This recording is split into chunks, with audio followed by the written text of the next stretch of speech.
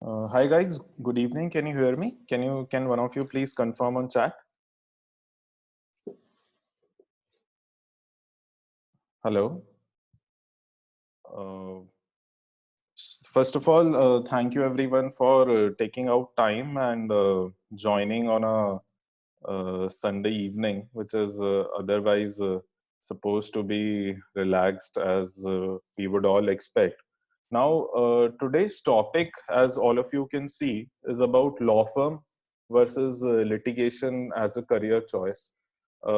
This is one topic and one issue I vividly remember during my law school days that there is no clear answer to this till date, and there was never a clear answer. It's always been a subjective thing, and today even I will try my best to give you all possible considerations and let you know about what in my evaluation are the negatives and what are the kind of positives which one should keep in mind while making this choice. So as you all know that it's typically from the third or the fourth year onwards of law school that one decides or one starts taking into consideration all of these things, whether one has to go into a law firm or one has to go into litigation, so on and so forth. And there's never a clear answer to it. So let's rather begin by trying to understand that what is this conflict all about? What is a law firm? What do we do in a law firm? What do we do in litigation? And how are both of these setups different from each other? So essentially, a law firm is a group of lawyers coming together and forming a partnership to start a law office which functions in an institutionalized manner, following an organizational hierarchy with a fixed pay or a salary system. So this is largely the essentials or essential factors which you will find in the working of any law firm. However, as far as litigation or the traditional system of lawyers is concerned, it is based on the practice of law where a lawyer is engaged into private practice, just like a lawyer, just like a doctor in his clinic, or a chartered accountant or an architect sitting in their office and working. In litigation, the lawyer is the face of the entire practice, and it is broadly, if not completely, a one man show as far as litigation is concerned. In litigation, there's a dependency on junior lawyers or on interns for drafting, research, briefing, and doing the basic groundwork. As we move on, law firms in India do and engage themselves in number of practice areas like private equity, merger and acquisitions, general corporate, capital markets, project finance, wealth management, technology, law, and media.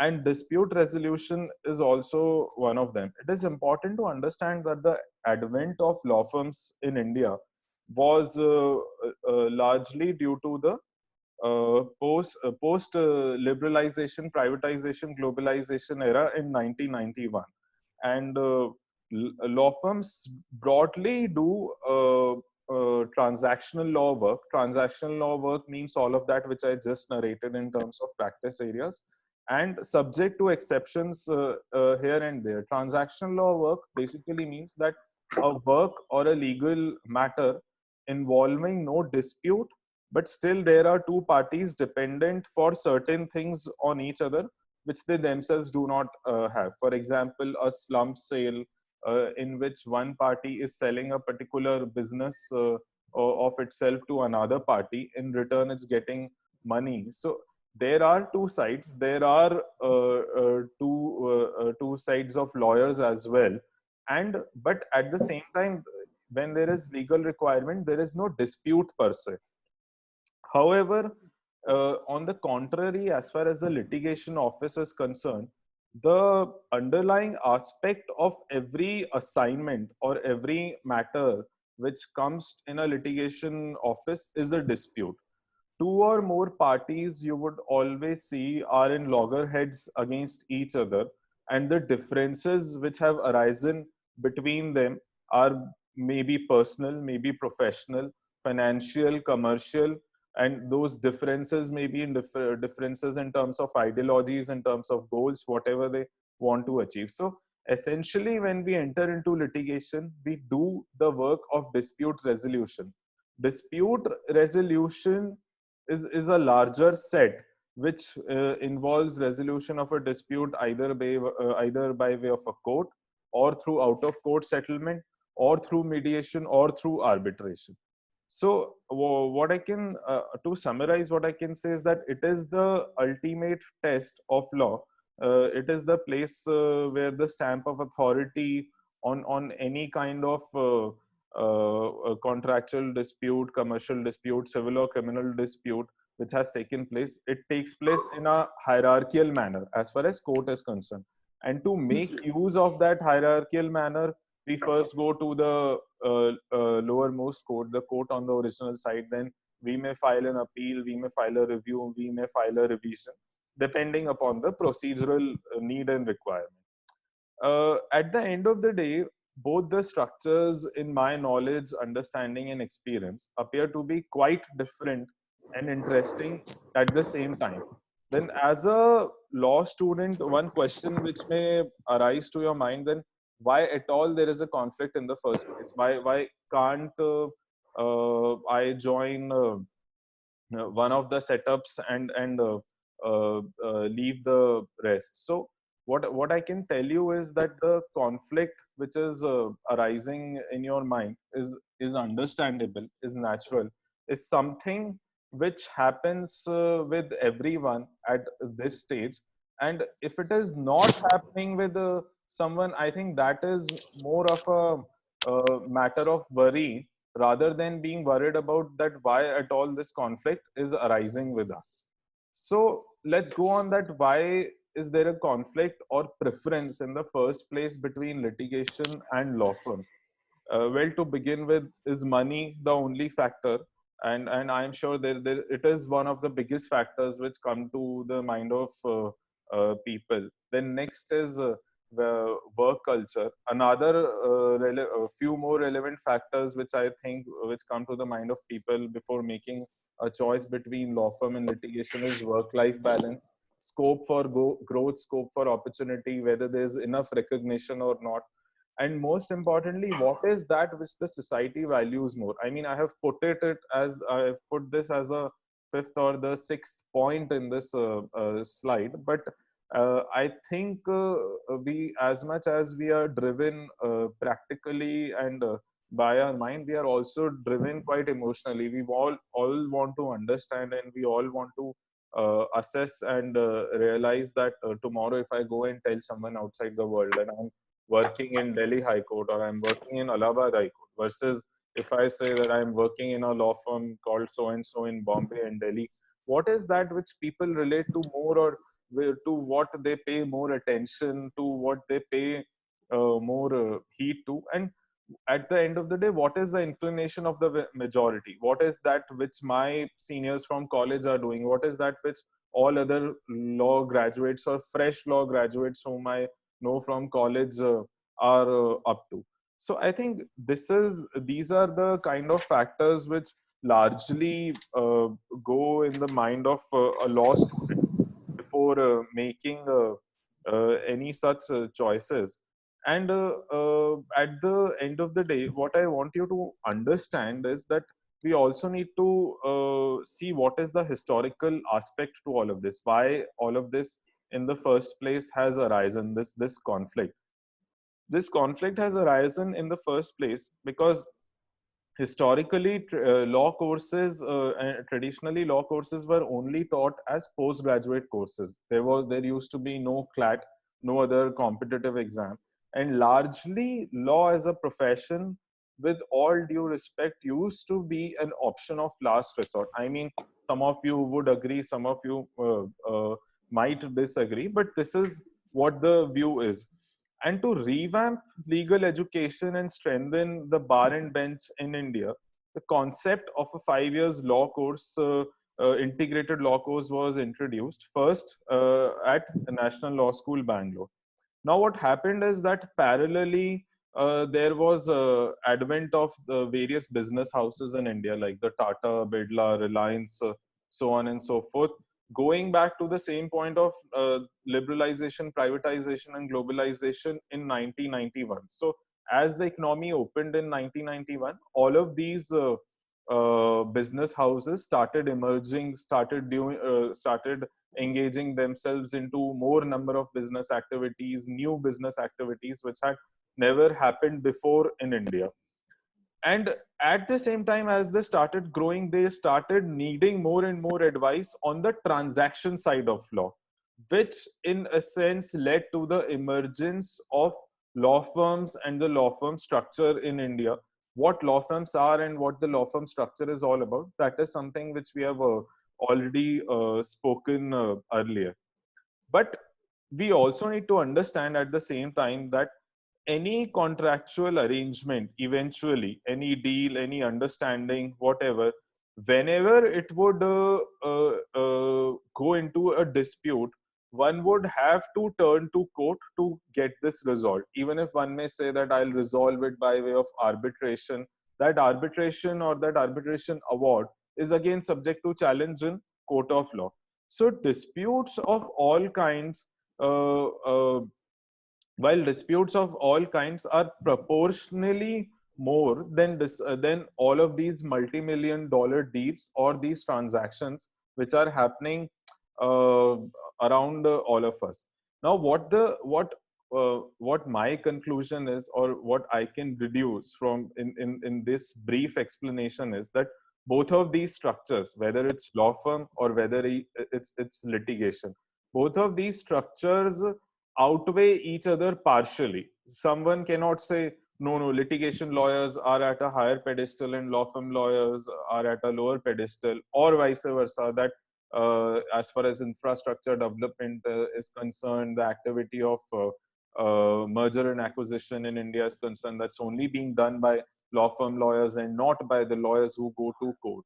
What we need to understand, that both structures are sort of interdependent on each other, in the sense that if there will be no lawyer or if there will be no law firm who would do expert contract drafting, then at the same time there will be no dispute with respect to those contracts. And if there will be no dispute with respect to those contracts, then how will those contracts would reach to court in the first place? So one person or one set of lawyers are doing certain work in the backdrop, another set of lawyers are doing another work at a different forum. And that is why it's very important to understand that these two structures are quite interdependent. Now, amidst all of this, the question which arises, that what am I supposed to do as a law student? All this theory, all this gyan, everything else you have told me, but still, what am I supposed to do as a law student? I'm still confused that whether I should go in a law firm setup or in a litigation setup. I feel that I would do fairly well in law firm as well as in litigation, but I can't travel in the same boat. At the same in two different boats at the same time. So to you as law students, what I want to you to know and what I want you to understand is that know yourself first very properly.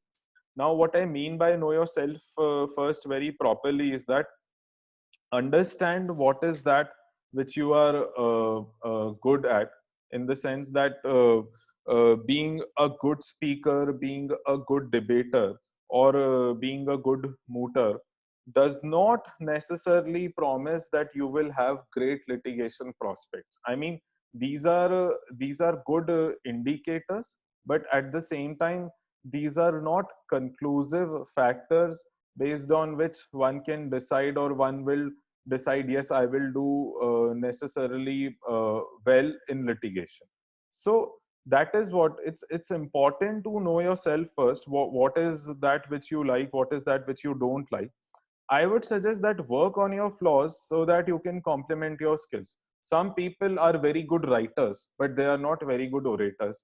But at the same time, some people are very good orators. You give them something to speak, they'll present brilliantly, but they're not so good at working on their content, working on their research, or working on the entire thing on which they have to speak. You will tell them 5 minutes before any event that you have to go and speak about this topic.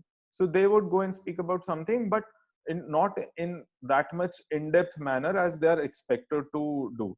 Also understand what is your temperament like. Do you only believe in work execution and finishing of one job in a fixed manner and moving on to the another, or do you like thinking through a task or an assignment, the problem given to you, and suggest multiple feasible options for such tasks? So is try and understand and assess that where are you more comfortable with, what kind of work environment, what kind of work setup, and what are you ready to accept as occupational hazards. So I have taken a few examples over here, and I have taken examples of occupational hazards from litigation as well as law firm. I would request you to have a look at the current slide, and try and understand that whichever setup, wherever you will go, there'll be there'll be occupational hazards in both setups. You can't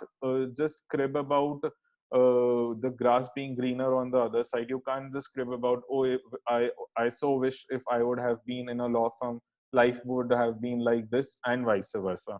In litigation, you have to wait for your matter to reach the entire for the entire day, sometimes weeks together and sometimes months together. This is the occupational hazard which litigation brings in. Again, in a law firm, you have to sit and work at one place the entire day. You are not expected to, I mean, except for meetings and some other related aspects, you essentially work from one place on one system.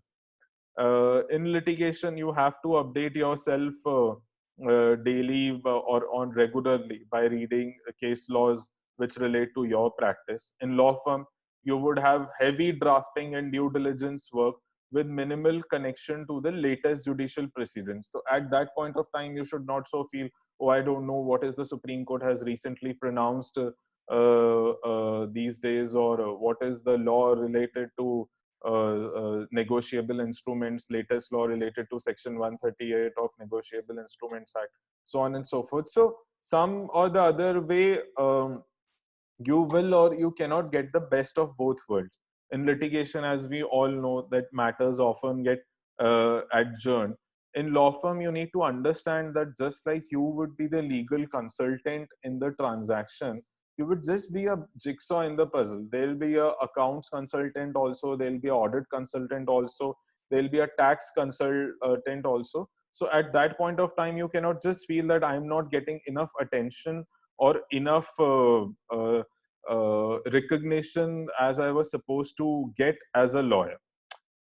So now the question, the $1 million question which arises, that I understand and I know all of this, but then how do I still decide that whether I want to go into litigation or whether I don't want to go into litigation? I want to be in a law firm, I don't want to be in a law firm.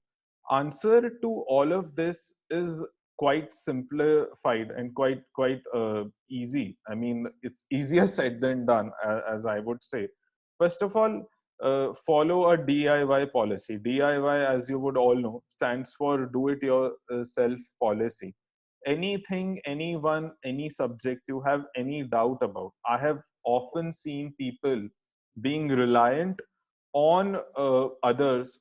Oh, can you please tell me what is the correlation or a harmonious interpretation of this section in the Income Tax Act and that section in the Evidence Act? I mean, it's good to have a conversation. It's good to have a discussion. Only after when you have realized and you have understood and reached and formed a conclusion of your own. Internships are very important. It is in internships, whether in a litigation firm or in a law firm, that you get to realize that what you would actually be going to do in the real world. I mean, I agree that you only get to see the tip of the iceberg in the internship, and not everything completely. but they are quite helpful. Take your internships very seriously. Then most importantly, seek guidance and mentorship.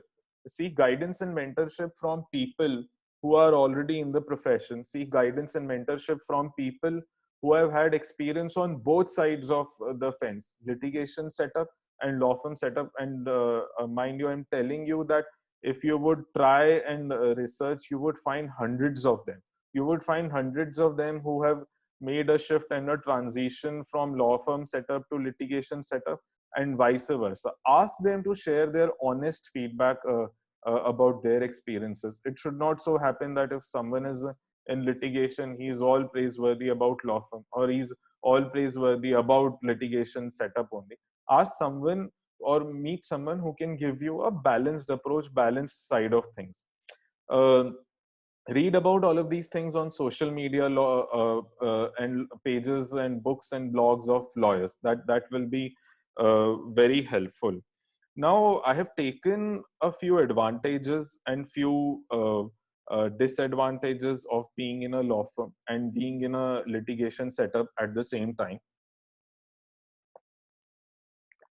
Few advantages to begin with of being in a law firm: institutionalized structure, hierarchical policy, fixed pay with yearly increments. I think all of these 3 points are quite self-explanatory.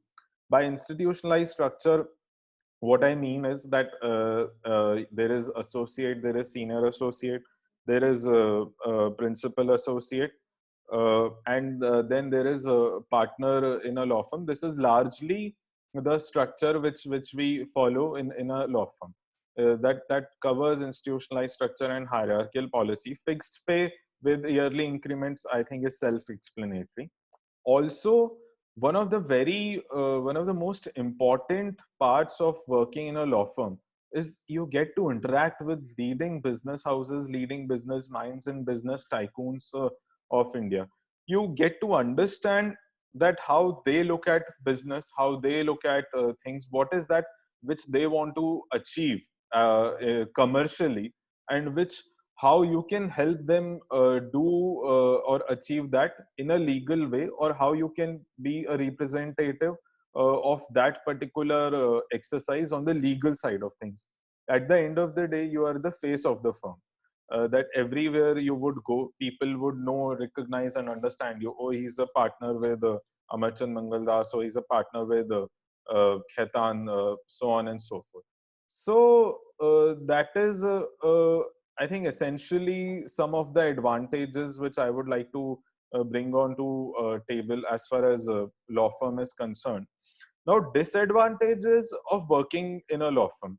Let's come on to that.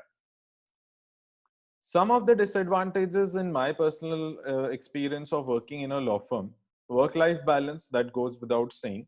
Firm's branding is your branding. So if you decide to work in a law firm for the next 20 years, 25 years, 30 years, people, or most of the crowd, the majority, would essentially know you or recognize you as that particular guy who comes from this law firm. He might be extremely good in his work, in his oratory skills, in his communicational skills, so on and so forth. But the branding of the firm will always be behind you. Some might take it positively, some might take it negatively.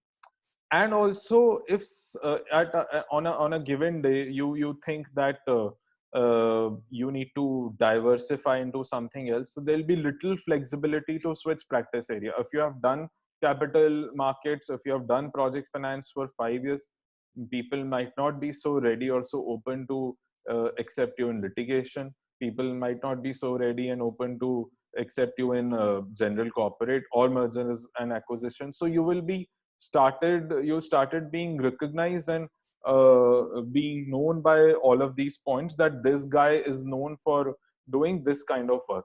Now, the reason why I'm telling you all of this is that so that at this point of time in college, in third, fourth, fifth year, you can make your choices wisely and later not regret.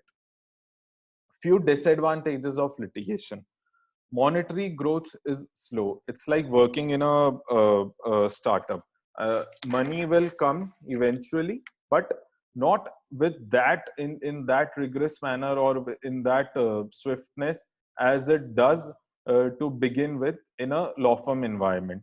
At the same time, you need to be quite patient about growing as a professional, about growing monetarily. You will have today, if I go to sleep, you will have no idea that whether I'm going to get a new client tomorrow or not. From where am I going to get it? And at the same time, you need to keep updating yourself with the latest position of law, either through case laws or through policy exchange or what are the new legislation, just like we do a regular software update to all our smartphones. And lastly, income will be variable in litigation. There will be a no fixed income pattern system. Some of the advantages of being in litigation is that, I mean, I'm sure you must have, all of you must have heard all of this, but I'm repeating it for that sky is the limit in terms of recognition and in terms of money. You make your own path, you make your own strategy, you make your own name and style of working. And when publicity happens, it happens like anything by word of mouth. The kind of growth which you get by that publicity, because for example, today I'm working with one client on an employment law matter, and he's quite satisfied with my work and with my professionalism. So sorry, I think what we will do is, sorry to interrupt, we'll switch on to the next session. I think we have run out of time on this session. And then we'll continue from there. Please join the next session, which will be after a break of 5 minutes, starting around 5:35. Okay.